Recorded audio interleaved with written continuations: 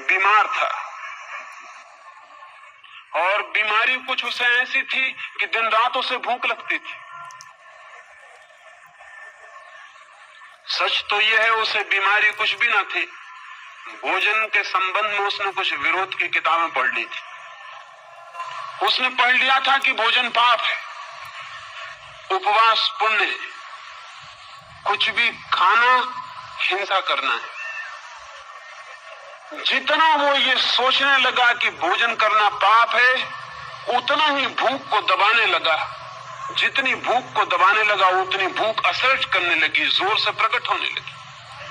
तो वो 2-4 दिन उपवास करता था और एक दिन पागल की तरह कुछ भी खा जाता था।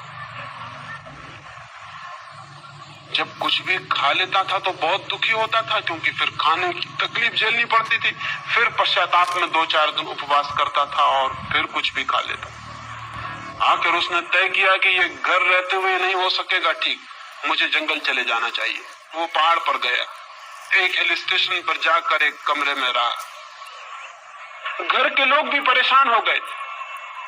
उसकी पत्नी ने ये सोचकर कि शायद वो पहाड़ पर अब जाके भोजन की बीमारी से मुक्त हो जाएगा, उसने खुशी में बहुत से फूल उसे पहाड़ पर भिजवाए कि मैं बहुत खुश हूं कि तुम शायद पहाड़ से स्वस्थ होकर वापस लौटोगे।